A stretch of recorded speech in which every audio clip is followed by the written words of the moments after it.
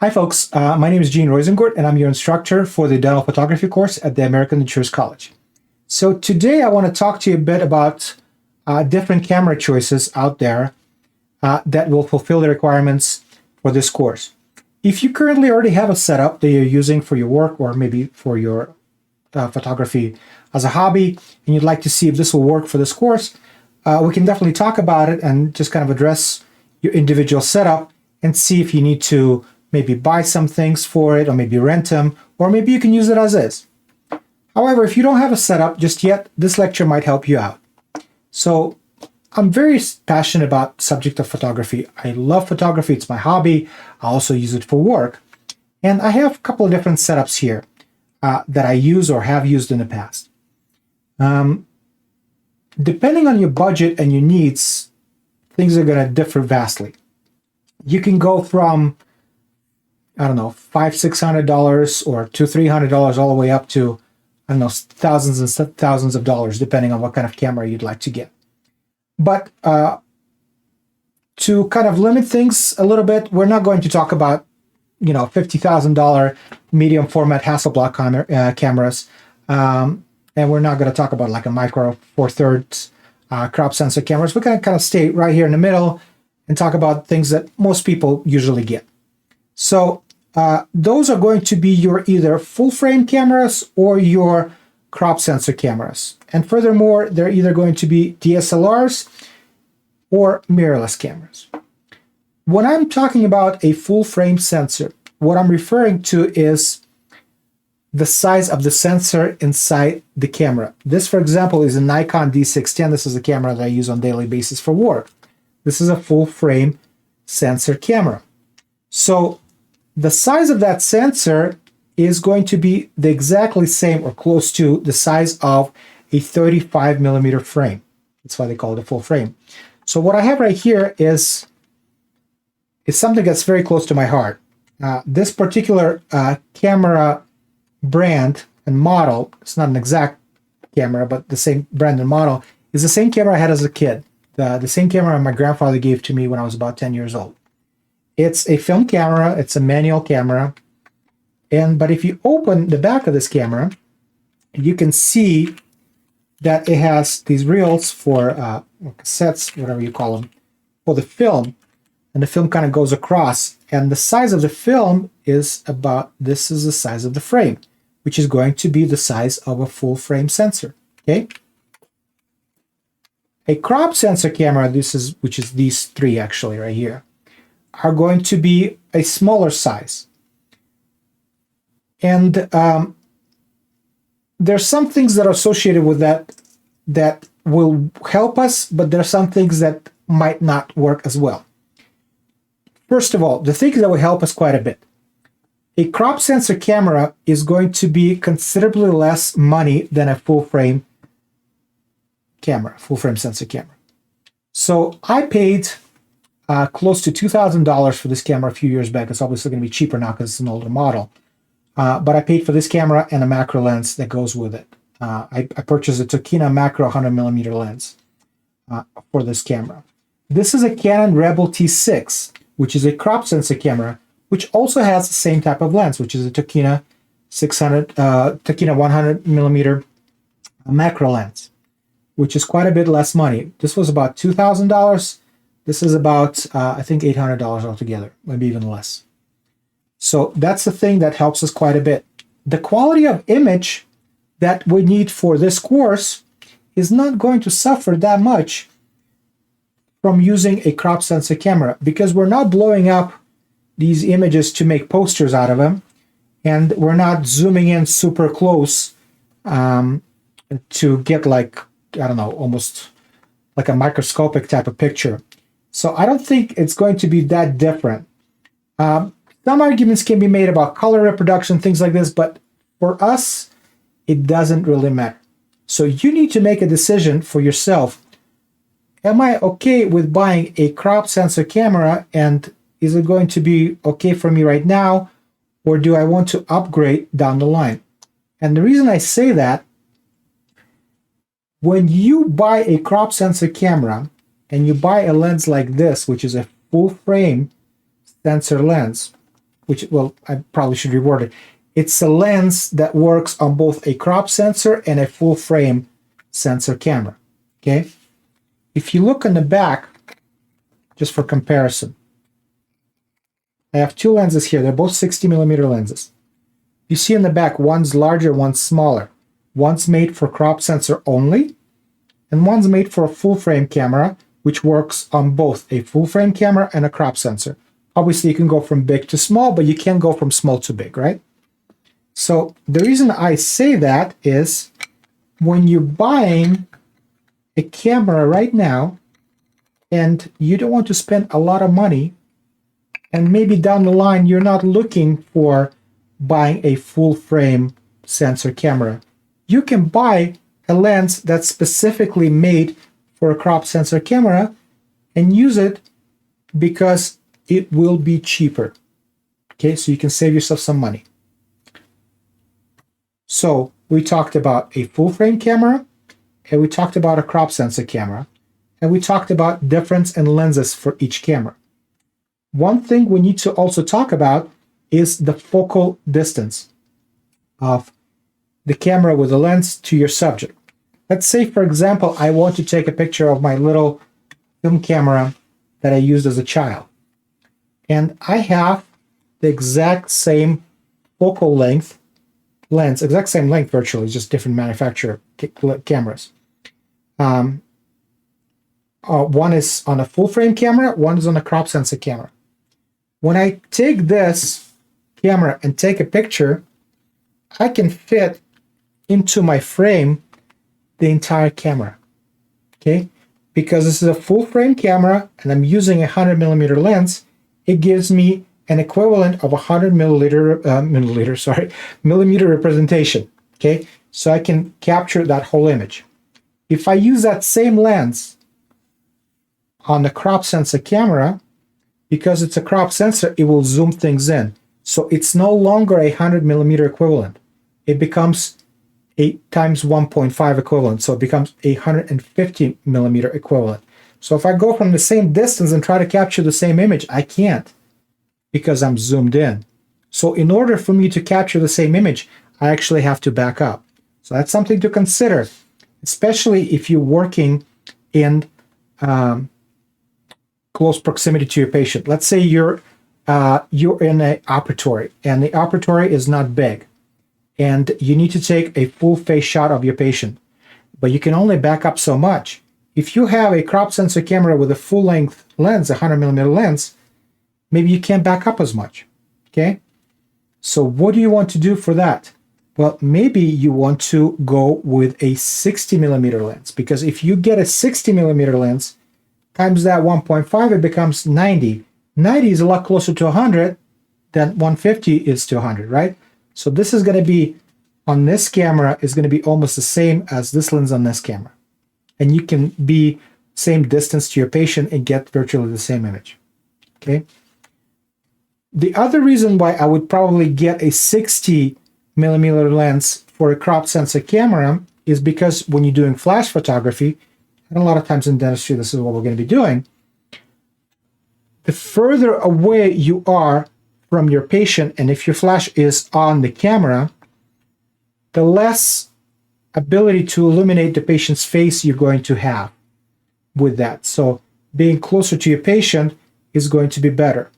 With all that being said, you don't want to be too close to your patient, right? So if you take a 60 millimeter lens and put it on a full frame camera, you're going to have to stand closer to your patient. And if you're doing surgery, for example, or somebody's doing surgery and you try to take photographs, you're not going to be able to do that because you're going to be in their way. So if you can, like I did, at first I had a 60, then I bought a 100 millimeter lens. If you can't have both, it'd be great, but if you can't, completely understandable. So full frame versus crop sensor, 60 millimeter on a crop sensor will be almost the same as a 100 millimeter on a full frame. And also we talked about differences in a crop sensor lens versus a full frame lens. Okay. Now let's talk about using a crop sensor camera with a regular lens on it. let's say, for example, you already have a setup. This is my Nikon D3000. This is a fairly old camera. This is one of the first digital cameras I had. It has a kit lens on it, so this is just a cheap lens that usually comes with the camera when you purchase it. It has a variable aperture. It's a zoom lens, so it goes from 18 to 55. The quality of this lens is usually going to be a little bit more fuzzy. With all that being said, you can still get some fairly decent pictures with this camera. I looked this up, and this camera, if you can buy it used, it's going to be around $100. And this lens is probably another 50.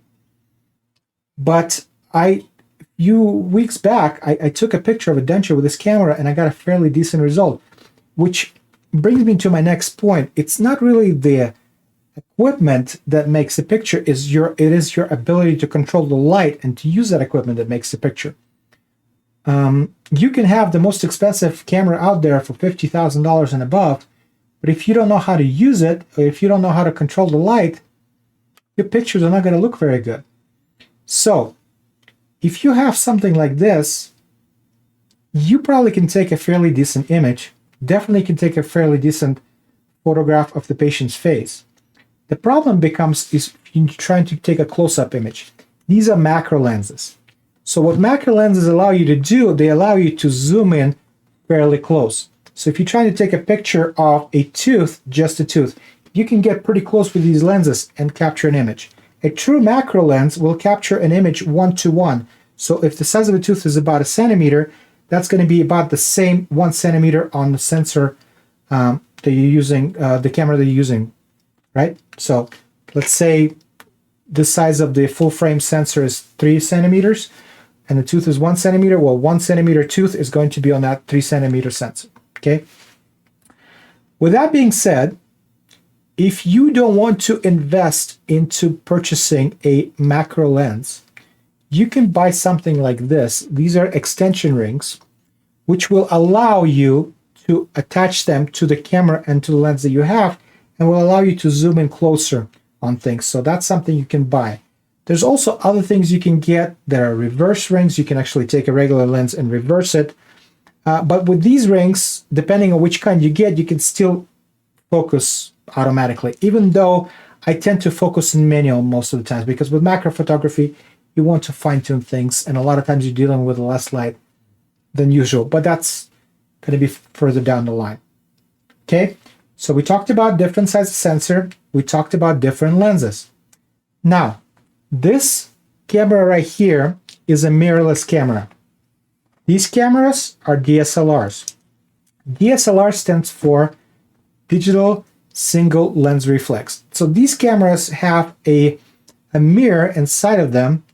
Then when the light passes through the lens, it reflects off that mirror through a prism, and you can see your image through the optical viewfinder.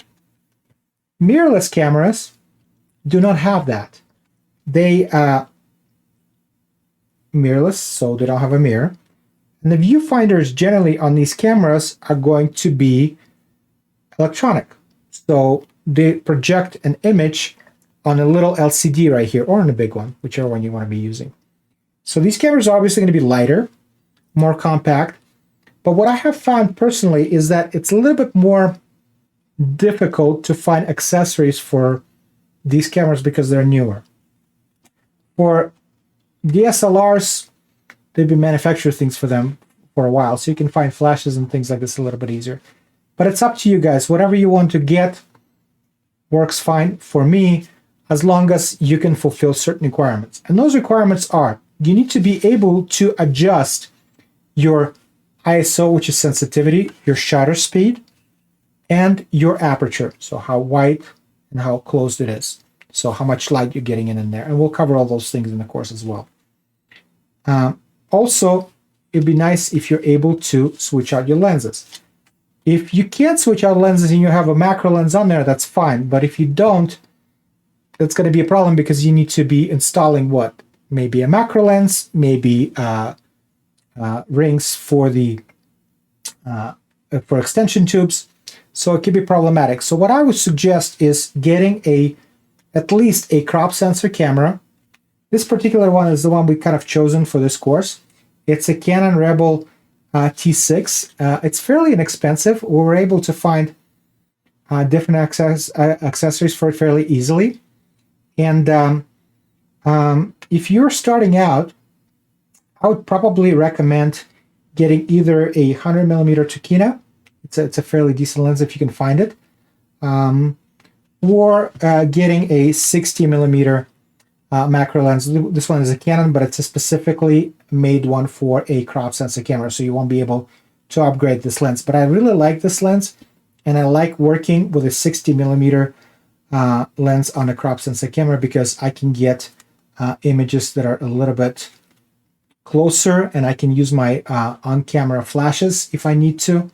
And I'll talk about flashes a little bit here in a minute, but this is the rig that I kind of would recommend you get. But if you want to get something else, something more expensive or something cheaper, absolutely, as long as you can fulfill those things, as long as you can adjust the ISO, adjust the shutter speed, adjust the aperture, and can switch out lenses. Okay, so now that we've talked about different camera choices and different lens choices, let's spend a little bit of time and talk about different speed light choices for our needs. And there are quite a few choices out there, and you can spend a little bit of money or you can spend a lot of money. All depends on what you're trying to accomplish. When I first started out, I bought a couple of little things here and there because, in my opinion, the most important thing when it comes to your setup, first is the lens. The better glass you can get for your camera, it's the most optimal thing you can do. Because if you don't have a good lens on your setup, the quality of the image is going to suffer.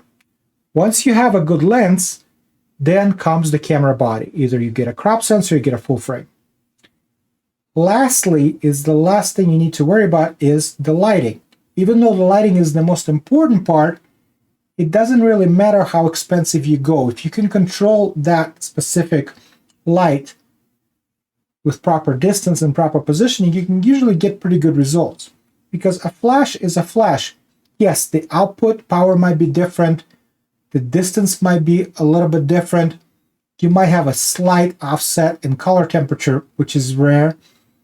But usually, if you have a $10 flash or if you have a $200 or $500 flash, it still produces light. So my recommendation for you is buy something you can afford and you can upgrade down the line. But don't be like me. Don't go very cheap and then start adding. Either go cheap and then wait till you can buy expensive, or go midline and wait till you can buy expensive, or just buy expensive to begin with. But different setups will have different needs. And let's just talk about that a little bit. Okay, so I have this setup right here. It's R1C1 setup for Nikon. It's made by Nikon. It comes with 2 flashes, a ring, and a controller. The cool thing about this setup, I can use it right on the camera. So positions like this. Okay, and I can take close-up shots. I can take these flashes off camera and position them individually wherever I want to. And I can control the zones of these flashes with this controller. So if I want this flash to be more powerful than this one, I can do that from this controller. Okay, this is a great thing about it. The downside of these flashes is that they use a specific battery. And this battery is the CR123A, and these batteries are fairly expensive. You can obviously buy the rechargeable kind, but be careful with the rechargeable kind because the output sometimes is not what it needs to be and you can burn things out. And these setups are not cheap. And if you burn out your flashes or your controller, it's going to cost you some money. So that's the downside of this setup. The other downside of this setup, it's controlled by light. So this projects a light signal which is received by these flashes when they fire. So if your path of light is blocked, these flashes are not going to work. Versus if you have a wired setup, that's not a problem. Or if you have a radio controlled setup, that's not a problem either. So that's the R1C1 setup for Nikon. There is a MyK version of this setup, which is going to be a lot cheaper, and which is a pretty good setup as well. I don't have that one because I already have this one, but it works fairly well for Nikon. You cannot use this setup, as far as I know. I don't think you can use that setup on a Canon because it's specifically made for Nikon and it fires a light signal, so I don't think it will work on on a Canon. But if it will, you won't be able to use the TTL option, which is excuse me, which is a through the lens setting on a flash. So the way the flashes usually work, you either set it up in manual, where you adjust manually how much power the flash will output, or you can set it up as a TTL option. So what happens is that the flash will fire a small amount of light, and that light will hit the object and bounce back through the lens, and then the camera will read how much light that is and adjust the output of the flash accordingly. It works well in some cases, but it doesn't work well with others. There's just a lot of variation on that. Okay, so even if you can use this with Canon, you won't be able to use the TTL option. Which brings me to my next flash setup, which is this Yongnuo. I hope I pronounced it right. So this one is specifically made for Canon. And it has a couple of cool things as well. You can be mounted on camera. You can unlock this and use them off camera, but the downside is this is a wired setup, so you can only put it as close as you can with this thing still mounted on camera. The upside is it is a lot cheaper because it's not a Nikon or a Canon manufacturer, so it'll be third of the price, and it's a fairly good quality. And this specific one, I don't think they make this one for Nikon, but this one's made for Canon. So on a Canon, it can be used with a TTL option. If you put this on a Nikon, it will work, but you will not be able to use the TTL option. Something to kind of remember as well. So these are the two that I showed you so far.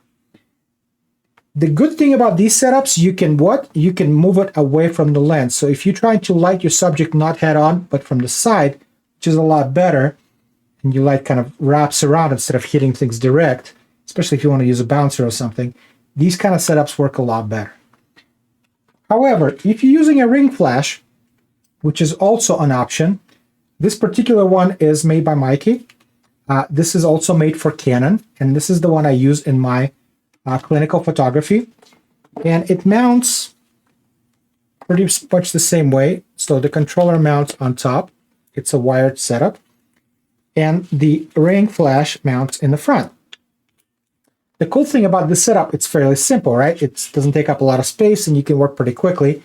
Since this one is made for Canon, you can use the TTL option.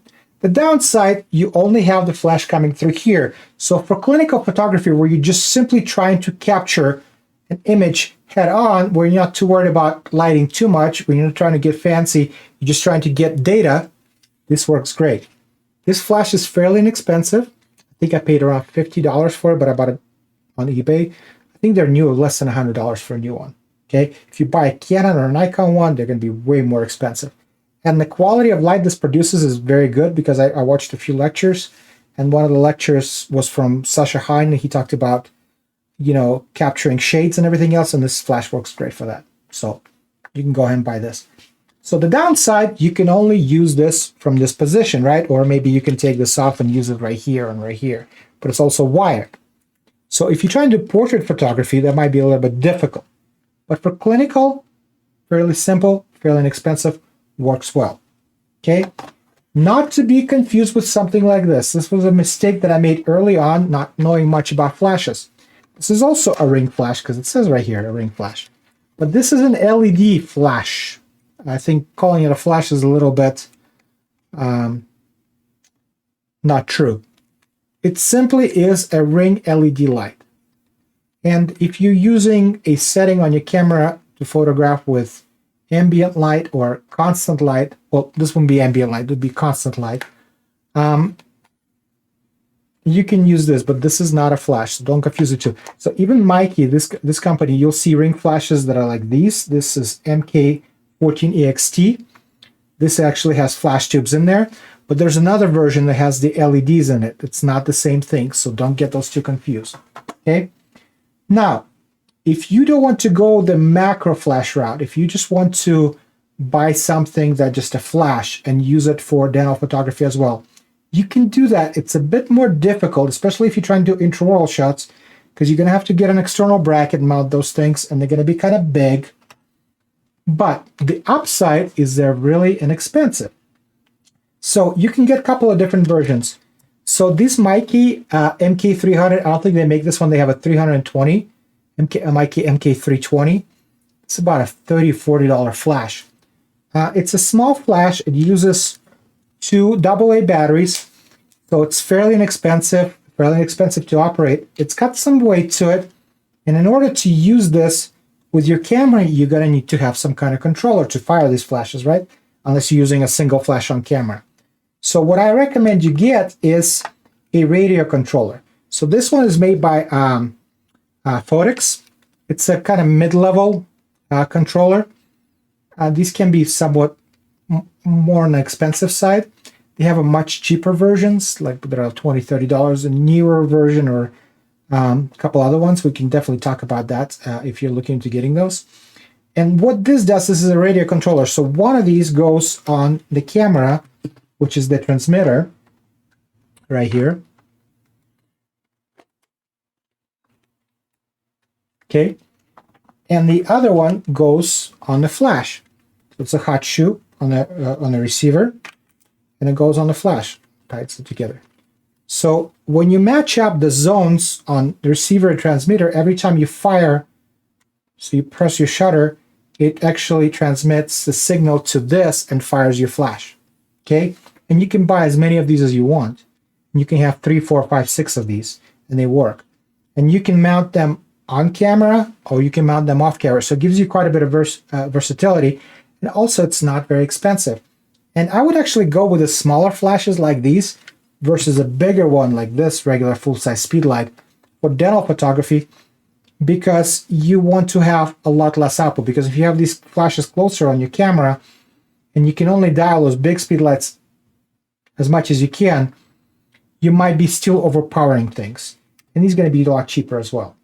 Okay. With that being said, these speed lights are very good for portrait photography. So having a couple of these, this one is the Yongnuo YN563, 3 number Roman numeral, also aftermarket flash, also fairly inexpensive. I think this one's about $100 or so, but this has a lot more settings on it. And we'll talk about speed lights and everything else down the line. But for me personally, if you have the ability and you have the room, I would have one setup for clinical photography, maybe a macro flash setup. And if you have an ability to buy strobes, which are these big softbox lights with, you know, big flashes in them, I would prefer to use those for portrait photography, because we'll talk more about this in our courses. But if you talk about reverse first square law and the way light works and everything else, having large, soft lights is a lot better for portrait photography. So, and you can buy those fairly inexpensive. I recently bought a set of strobes on sale for less than $200. Well, how long those are going to last, I don't know, because, you know, obviously you get what you pay for. But if you're first starting out and you have the room, why not go for it? Sorry, I can't talk today at all. So we've talked about different speed lights, different options for speed lights. We've touched on macro. We've touched on regular speed lights. We even talked a little bit about strobes. But overall, whatever decision you decide to make, as long as you have a flash to work with your setup, like this one, for example, this flash, like I said, is about $10, $15. It's not adjustable, but you can adjust the amount of light it produces by what? By either covering the front or changing the distance or doing things like this. This flash can also work with this radio transmitter, okay? You need to have, for a class, at least 2 flashes. If you can afford a more expensive one, great. If you can't, you can buy these ones fairly inexpensively, get a radio controller fairly inexpensively, and be good to go for all the assignments that we need to do for this course. please do not hesitate to contact me and ask me more questions. I'll be more than happy to talk to you guys, to help you out, to give you further suggestions. And as always, good luck.